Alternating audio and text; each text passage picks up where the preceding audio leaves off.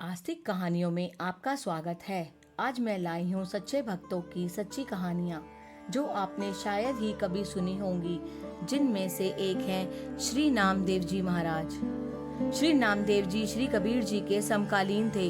आप जाति के छिपा थे और पंढरपुर में आपका जन्म हुआ। नामदेव जी घर पर विट्ठल नाथ की सेवा किया करते थे। आप बचपन में ही ठाकुर सेवक बन गए। जब पिताजी ठाकुर की सेवा करते तब नामदेव जी 5 वर्ष की आयु के थे और उनके पास बैठकर सब कुछ देखा करते थे। कभी कभी तो किसी पत्थर की मूर्ति में ठाकुर को बनाकर स्नान कराकर वस्त्र पहनाते, पुष्प चढ़ाते, भोग लगाते, घंटी बजाते, आरती करते और फिर आंखें बंद करके ध्यान लगाते। ठाकुर मिलने की उनको इतनी उत्कंठा थी कि कभी तो आंखों में जल भर आता और काफी समय तक गुमसुम बैठे रहते। एक बार ऐसा हुआ कि पिताजी को कहीं बाहर जाना पड़ा। उन्होंने बालक नामदेव से कहा, कल ठाकुर जी की सेवा तुम्हें करनी है। बालक ने पूछा, पिताजी सेवा कैसे करनी है, और यदि सेवा में कोई कमी रह गई तो ठाकुर जी मुझे मारेंगे? पिताजी ने कहा, ना बेटा, तुम्हें नहीं मारेंगे। वे बहुत उदार हैं। जीव अपराध करता है पर भगवान भूल जाते हैं। बालक ने कहा, पिताजी कल से मैं सेवा करूंगा, पर सेवा किस तरह करनी है वे मुझे बताइए। पिताजी ने कहा, बेटा ठाकुर जी के जागने से पहले तुम स्नान कर लेना, फिर प्रेम से पहले ताली बजाकर ठाकुर जी को जगाना और गाना, हरे कृष्ण कृष्ण कृष्ण हरे हरे। 5-10 मिनट कीर्तन करते हुए भगवान को वंदन करते हुए कहना कि नाथ अब आप जागिए। जब आपका हृदय प्रेम से पसीजेगा तब ठाकुर जी जाग जाएंगे। जागने पर लाला को बहुत भूख लगती है, उसे माखन मिश्री गाय दूध अर्पण करना। ऐसा नियम है कि श्रृंगार के बाद में ठाकुर जी को दूध का भोग अर्पण करना। उस समय हाथ जोड़कर कहना कि मंगला का श्रृंगार का यह भोग है। बाद में बेटा ठाकुर जी के चरण दबाना। सर्दी का मौसम हो तो भगवान को गर्म पानी से स्नान कराना चाहिए। सेवा करते हुए भगवान को वंदन करते हुए कहना कि मेरी कोई गलती हो तो क्षमा कीजिएगा। बालक नामदेव ने पूछे कि भगवान दूध पीते हैं? पिताजी ने कहा, क्यों नहीं, प्रेम से अर्पण करने पर वे अवश्य स्वीकार करते हैं। यह समझाकर पिताजी बाहर चले गए। अब नामदेव जी को रात्रि से ही छटपटाहट लगी और सोच रहे हैं कि कब दिन निकले और कब वह प्रभु की सेवा करें। बार बार माँ से पूछ रहे हैं कि माँ अभी सेवा का समय नहीं आया। होते होते प्रातःकाल का समय आ गया। आपने उठकर स्नान आदि किया। अब आप ठाकुर जी को जगाने लगे। ठाकुर जी के चरण धीरे धीरे दबाने लगे। नामदेव सेवा करते करते भगवान से पूछते हैं कि आपको कोई दिक्कत तो नहीं हो रही? मुझे कुछ नहीं आता, मैं तो मूर्ख हूँ, पर आपकी शरण में आया हूँ। मैं आपका दास हूँ। आपने ठाकुर जी को स्नान कराया, सुंदर पीताम्बर पहनाया, श्रृंगार किया। नामदेव जी को ठाकुर दर्शन में आनंद आने लगा। नामदेव जी ने पहले से ही 2 सेर दूध उबालकर छान कर कढ़ाई में उबालने रख दिया। मन में अभिलाषा थी कि भली प्रकार से दूध को बनाऊं, मेरा दूध इतना उत्तम बने कि प्रभु पी लेवे। माता ने आवाज दी, बेटा तूने बड़ी देर कर दी, अब अधिक देरी ना कर, शीघ्र भोग लगा। सुन के बालक बोला कि माता मैंने बड़े चित्त लगा के दूध को उबाला है, इसलिए कुछ देरी हो गई है। बालक ने भगवान को दूध अर्पण किया, हाथ जोड़े और कहा, आप मेरे स्वामी हैं। इस घर में जो कुछ भी है वह आपका ही है। मैं आपकी शरण में आया हूँ। इस दूध को प्रेम से लाया हूँ, आप इस दूध को पी लीजिए। मैं आंखें बंद करके कीर्तन कर रहा हूँ, तब तक आपको दूध पी लेना चाहिए। बालक आंखें बंद करके बैठ गया और भजन करने लगा। हरे कृष्ण कृष्ण कृष्ण हरे हरे कीर्तन करने लगा। उसने सोचा कि सारा दूध प्रभु पी जाएंगे और मैं कीर्तन करता रहूंगा। भगवान उसका कीर्तन सुनते हैं कि कैसा मधुर गा रहा है। थोड़ी देर बाद नामदेव ने आंखें खोली तो कटोरे में दूध दिख रहा है। ठाकुर जी ने दूध नहीं पिया है।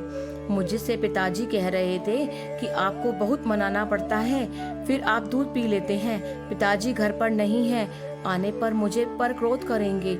आप दूध क्यों नहीं पी रहे हो? नाथ कृपा करो, यदि शक्कर कम लग रहा हो तो लाकर देता हूँ। ऐसा सोचकर बालक घर में गया और दूसरी शक्कर ले आया। शक्कर डालकर आप दूध पी लीजिए। श्री नामदेव ने बहुत प्रार्थना की, परंतु प्रभु ने दूध नहीं पिया। तब आप भी उपवास करने लगे। दूसरे दिन फिर वैसे ही दूध उबालकर उनके आगे रख दिया और विनय की, तब भी श्री प्रभु ने नहीं पिया। दोनों दिन दूध न पीने की बात माता से नहीं कही, भूखे ही चुपचाप रात्रि में पड़े रहे, किंतु नींद नहीं आई। प्रभु के दूध न पीने की चिंता में ही सारी रात व्यतीत हो गई। तीसरे दिन प्रातःकाल हुआ, फिर उसी प्रकार से पूजा आदि करके दूध आगे रखा, सुधार प्रभु के आगे रखा और बोले, प्रभु दूध पीजिए। बालक कहने लगा, हरे कृष्ण कृष्ण कृष्ण हरे हरे कीर्तन करा।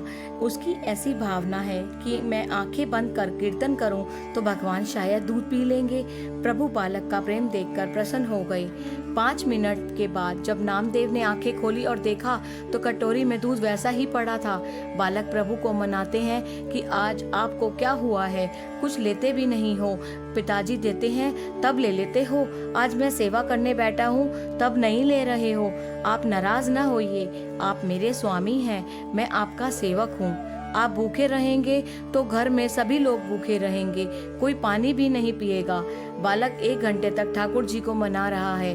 बाद में बहुत व्याकुल हुआ, बोला कि आप स्वामी हैं, मैं आपका दास हूँ, आप नाराज हैं तो मेरा जीवन वृथा है। अब मैं आपको अंतिम बार कह रहा हूँ कि अगर आप दूध नहीं लेंगे तो मैं सिर पटक कर मर जाऊंगा, मैं जीकर क्या करूंगा। और सचमुच बालक सिर पटकने लगा। अब परमात्मा से वह सहन नहीं हुआ। प्रभु ने वह कटोरा उठाया और एक हाथ नामदेव के मस्तक पर रखकर कहा, मैं दूध पीता हूँ। नामदेव ने आंखें खोलकर कहा, भगवान दूध पीने लगे। धीरे धीरे भगवान सब दूध पी जाने वाले थे। नामदेव ने याद दिलाया, अकेले ना पी जाना, मेरे लिए भी तो प्रसाद रखना, मैं भी तो भूखा हूँ, पिताजी तो रोज मुझे प्रसाद देते हैं। परमात्मा ने हंसकर नामदेव को दूध पिला दिया। अब परमात्मा में जैसा प्रेम करेंगे उससे 1000 गुना प्रेम भगवान आपके साथ करेंगे। कुछ दिनों के बाद पिताजी वापस आए। श्री नामदेव जी से पूछने लगे, बेटा बताओ ठाकुर की सेवा कैसी रही, रोज दूध का भोग लगाया कि नहीं लगाया। श्री नामदेव जी तो मस्ती और प्रेम में रंगे बैठे थे। ठाकुर के पहले 2 दिन दूध न पीने की और तीसरे दिन प्रकट होकर दूध पीने की सारी घटना वैसे ही सुना दी। यह घटना सुनकर पिताजी ने पूछा कि बेटा बताओ, दूध ठाकुर जी ने किसके सामने पिया था, अतः साक्षी कौन है, भला मुझे भी पिलाकर दिखाओ। आज बालक फिर पिताजी के साथ दूध को लेकर बैठ गया पिलाने के लिए। अब प्रभु पीते नहीं। बालक बोला, कल तो आपने पिया था, आज मुझे झूठा ठहराते हो, नहीं पीते तो मैं फिर से सिर फोड़ूं अपना। फिर प्रभु ने प्रकट होकर हंसते हंसते दूध पी लिया। पिताजी बहुत प्रसन्न होकर प्रभु के चरणों में लेट गए। इससे पता चलता है कि प्रभु प्रेम के वश में होकर भक्तों की हर मनोकामना पूरी करते हैं। अब नामदेव जी की कीर्ति दूर दूर तक फैल गई। उस समय दिल्ली में सिकंदर लोधी का राज्य था। उन्होंने नामदेव जी को बुला भेजा। तब नामदेव जी वहां पहुंचे, कुछ करामात दिखाने को कहा। नामदेव जी बोले, बादशाह मैं तो एक छीवा हूँ, छीपा का काम करता हूँ। यदि मेरी रसाई साहिब तक हो तो मुझे छीपा का काम करने की क्या जरूरत है। बादशाह माने नहीं और नामदेव जी को एक मृतक गाय को जिंदा करने के लिए कहा। बादशाह का हट देखकर आपने एक विष्णु पद का गान किया और गाय उठकर चलने लगी। बादशाह बहुत खुश हुआ, आपके चरणों में लिपट गया। बादशाह ने विनती की कि एक स्वर्ण और मणियों से जड़ा हुआ पलंग अपने साहिब को सुलाने के लिए ले जाइए। नामदेव जी ने मना कर दिया। तब दिल्ली के बादशाह ने बड़ी प्रार्थना की। नामदेव जी ने वह पलंग ले लिया और यमुना के तट पर पहुंचे और उसे सेंध को नदी में फेंक दिया। जब बादशाह को पलंग नदी में डालने का पता चला तो नामदेव जी को फिर बुलाया गया और पलंग को फिर देखने की इच्छा की। नामदेव जी बादशाह को नदी तट पर ले गए, स्वयं नदी में छलांग लगाई और कई स्वर्ण और मणि जड़ित पलंग निकालकर नदी के तट पर रखे और बोले, बादशाह अपने पलंग को पहचान लो। बादशाह ये दूसरी करामात देखकर गदगद होकर रोने लगे, नामदेव जी के चरणों में गिर गए। नामदेव जी बादशाह से यह कहकर वापस पंढरपुर चले गए कि जो आपने भला चाहो फिर किसी संत को नहीं बुलाना और न ही दुख देना। आज पंढरपुर में बड़ी भीड़ थी। लोग श्री पंडरीनाथ जी महाराज के दर्शनों को आए हुए थे।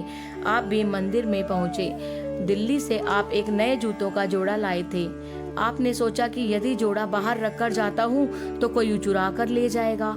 आप उस जूतों के जोड़े को कपड़े में लपेटकर दर्शन हेतु साथ लेकर मंदिर में चले गए। पुजारियों ने जूते की कोर को देख लिया। आपको बहुत पीटा और अंत में मंदिर से बाहर निकाल दिया। आप मंदिर के पीछे जा बैठे और प्रभु से अपनी गलती की क्षमा याचना करने लगे। नामदेव जी की प्रार्थना सुनते ही ठाकुर विकल हो गए। झट पूरे मंदिर की दीवारें हिल गईं। उस मंदिर का मुख्य द्वार फिरा और जिस ओर नामदेव जी बैठे थे उनके सामने आकर टिक गया। अब तक उस मंदिर का मुख्य द्वार दक्षिण को है। एक दिन नामदेव जी के घर में आग लग गई। नामदेव जी ने घर की सारी वस्तुएं जो आग से परे थी ला लाकर आग में डाल दी। प्रभु प्रकट हो गए और पूछने लगे कि क्या तुम अग्नि भी मुझे मानते हो? भक्त जी बोले, प्रभु आप तो हर स्थान में व्यापक हो, तो अग्नि में क्यों न हो? हरि अंतर्ध्यान हो गए और सारे घर का छप्पर रातों रात ही छान दिया। दूसरे दिन लोगों ने पूछा कि ऐसा सुंदर छप्पर किसने छाना? नामदेव जी बोले, वे छाने वाला दाम तो लेता नहीं, किंतु उस पर न्यौछावर होना पड़ता है। श्री नामदेव जी के जीवन की घटनाओं का ये कुछ ही अंत है। कुछ मुख्य घटनाओं की चर्चा यहाँ की गई है। ऐसे व्यक्ति कभी कभी संसार में जन्म लेते हैं। बोलो बाके बिहारी लाल की जय।